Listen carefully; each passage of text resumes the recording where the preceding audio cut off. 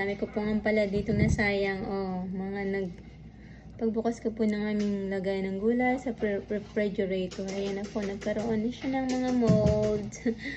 Ang dami. Sayang lang.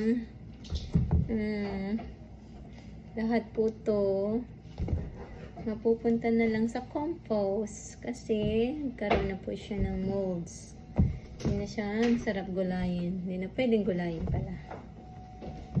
Sayang. Wala kasi kaming kapitbahay dito na mahilig sa ampalaya.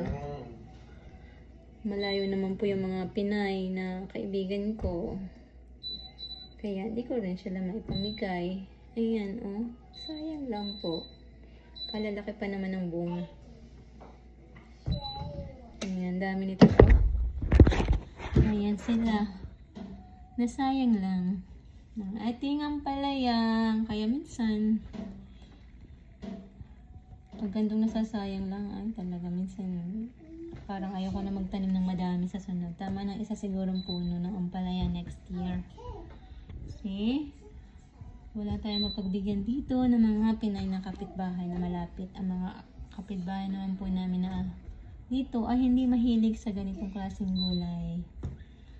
Gawin na lang po natin itong compost. Yan, sayang lang. Ang dami, oh.